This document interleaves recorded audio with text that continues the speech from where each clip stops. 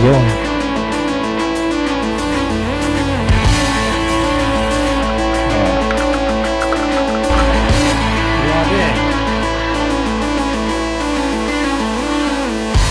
Wala mo na di tayo magaling. Ito yung mga space na kailangan natin. Pag-uusapan natin ngayon. Siyempre, puro sa mga.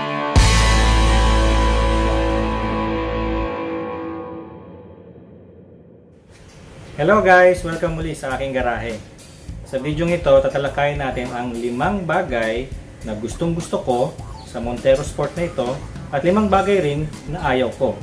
Kaya kung Montero Sport Gen 2 ang inyong sasakyan, makaka-relate kayo sa video ito. Kaya umpisahan natin guys sa 5 bagay na gustong gusto ko dito sa sasakyan na ito. Okay guys, so umpisahan natin sa compartment niya,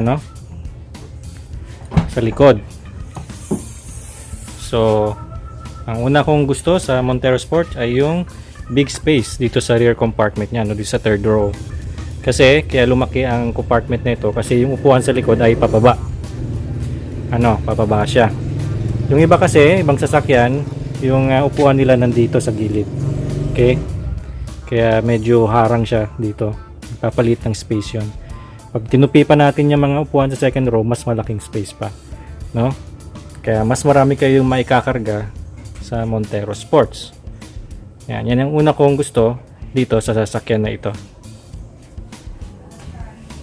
Okay, nandito ngayon tayo sa engine bay.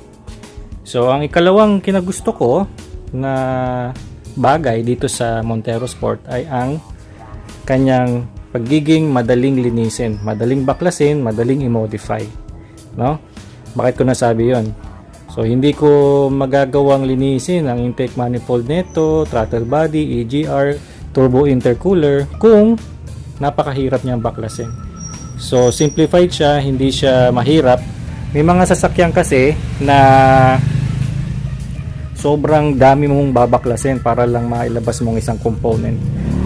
Yung iba, napaka-sealed talaga siya. For example, yung transmission, sealed transmission siya, wala siyang dipstick. Yung ibang mga SUV, bago mo makuha yung turbo intercooler, ang daming plastic. Tsaka mga plastic pin na tatanggalin bago mo matanggal. Pero dito, sa Montero Sport Gen 2, napakadali lang, So, talaga ito. Perfecto talaga ito para sa mga DIY enthusiast tulad natin, Tsaka yung 4D56 na engine na yan. Legend na yan, guys, So, sa mga magagandang engine na nagawa ng Mitsubishi at napakadaling i-modify niyan. Okay? So, yan yung pangalawang maganda dito sa Montero Sport Gen 2. Okay guys, nandito ngayon tayo sa loob, Yung ikatlong bagay na gustong gusto ko dito sa Montero Sport na ito ay yung pagkakaroon niya ng cruise control. Yan. Kasi ang cruise control, kapag tumatakbo kayo ng 40 km per hour pataas, pwede nyo siyang i-automatic, di nyo na kailangan tapakan pa yung silinyador. So napaka-convenient niya, Hindi kayo may stress sa pagdadrive. At considering na 2014 ko to binili, nalumabas siya na meron siyang cruise control. Ang alam ko kasi 2013 na Montero pataas meron ng cruise control. Pero yung mga GLSV yon, yung GLX walang cruise control. Pero yung ibang mga model, yung ibang mga brand, kahit na mga modelo ngayon, wala silang cruise control. Kaya napakagandang feature na nilagay ito ng Montero Sports, ng Mitsubishi I mean. Kaya nga ito yung isa sa mga factor kung bakit pinili ko ang Montero Sport noong 2014 kumpara doon sa Fortuner ng Toyota. So maganda naman ng Fortuner, syempre Toyota yon. Pero ito yung isa sa mga nagpabilib sa akin, yung determining factor kung bakit Montero Sport ang pinili ko. So far, maganda naman ng cruise control na ito. Wala akong naging issue dito hanggang sa ngayon. So yun yung isa sa mga kinagusto ko dito sa Montero Sport. Okay guys, yung ikaapat na gusto ko sa Montero Sport na ito ay yung kanyang riding comfort. Oo, maganda ang suspension ng Montero Sports compared sa iba, na medyo may katagtagan. Hindi kayo masyadong matatagtag sa daan, lalo na kung long drive. Mapapansin nyo naman yon kapag nakapag-drive kayo ng ibang SUV, no? Natural naman sa mga SUV na medyo matagtag kasi malaki ang body, no? Pero ang pagkakadesenyo nito ng Montero Sport sa ilalim ay maganda. Kaya ideal talaga to sa pamilya, sa pang long drive, no? Maganda yung riding comfort niya. Alam ko yung Gen 3 na Montero Sport sobrang ganda rin ng riding comfort, no? Kaya comparable din siya dito sa Montero Sport Gen 2 kasi parehas lang naman ang ilalim yun. Okay, so yun yung ika-4 na gusto ko dito sa Montero Sport. Okay guys, ang ika-5 na gustong gusto ko dito sa Montero Sport ko ay yung kanyang speed. Insane ang bilis nito guys, no? Lumalaban ito sa mga modelong sasakyan, hindi ito papahuli. Grabe ang pagkakadesenyo ng makina nito. Yung pagkakamodify ng 4D56 na ito. Tsaka yung turbo niya. Grabe ang bilis nito. Kaya ikaw ang susuko. Ikaw ang susuko sa bilis. Kaya kung gusto nyo ng mabilis na SUV, magandang riding comfort, Montero Sport ang pipiliin nyo. So yan ang 5 bagay na gustong gusto ko dito sa Montero Sport ko. Okay?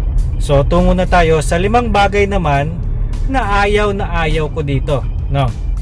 Ano-ano ba yung mga yon? Unang-unang ayaw ko ay itong dashboard niya, no? Nagra-rattle siya. Rattling dashboard, no? Kapag ka nalulubak ng matindi, umuuga siya, no? Ayan, reklamo ko na yan nung bago pa ito nung 2014, 2015. Pag dinadala ko ito sa Mitsubishi, lagi kong complain yan. Ang sinasabi nila, may hinigpitan na, may kesyo, may ganon, ginanon, no? May ginawa daw sila, pero ganon pa rin. So sinukuan ko sila dahil wala naman silang nagagawa.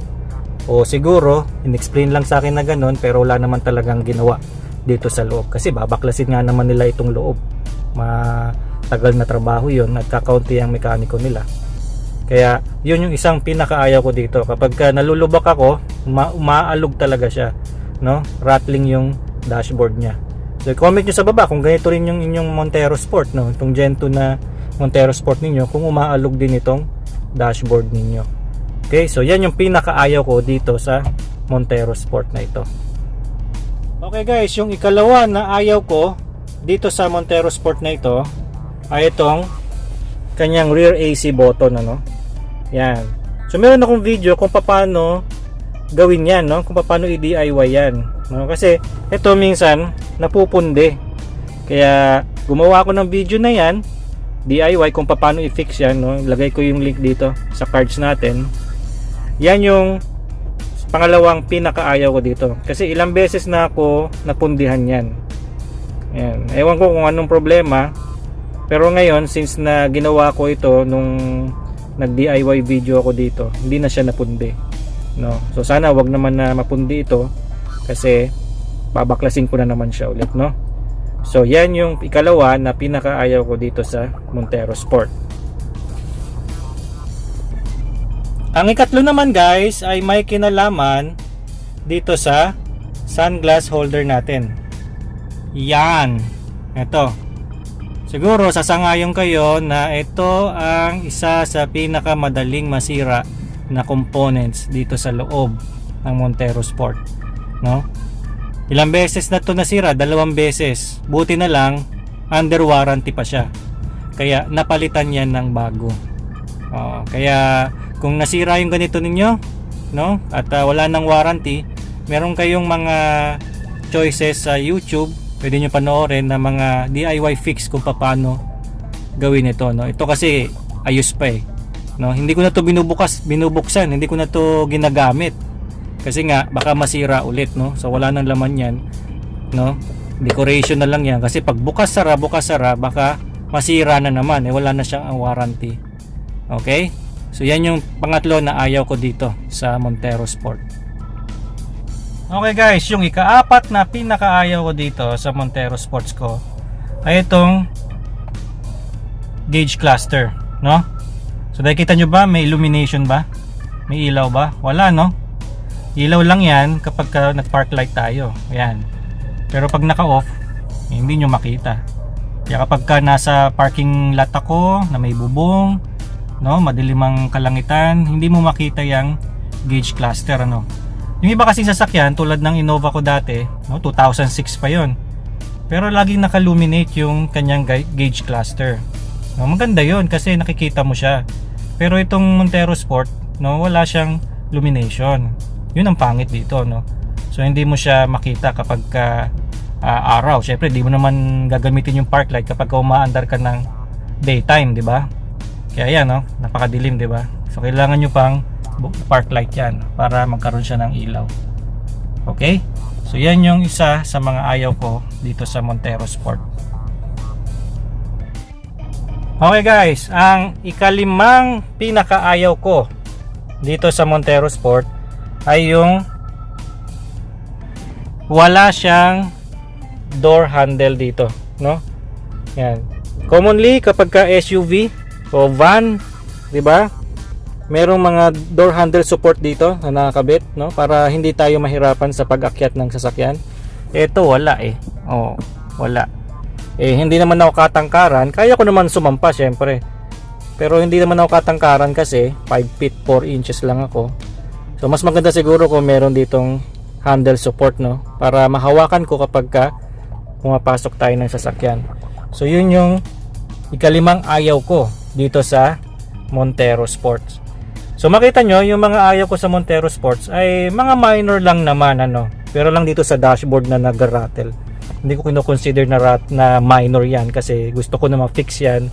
Ang problema, no, hindi ko pa alam kung paano gawin yan. Pero alamin din natin yan guys, ano, kung yan din ang problema ng Montero Sport nyo.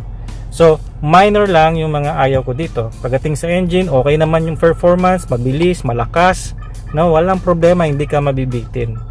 Okay? So, yun yung 5 gusto ko at 5 ayaw ko dito sa Montero Sport na ito. Okay guys, those are 5 things that I love and hate sa Montero Sport. Magkaiba ba tayo ng opinion o parehas? Comment nyo lahat yan dito sa comment section natin sa ibaba. Gusto ko marinig kung ano yung mga suggestion nyo tungkol sa Montero Sport, no? Kaya kung nagustuhan ninyo ang video ito, isuyo na like ito, mag-subscribe kayo at pakiclick din yung bell icon, ano? Maraming salamat guys. Sa ulitin.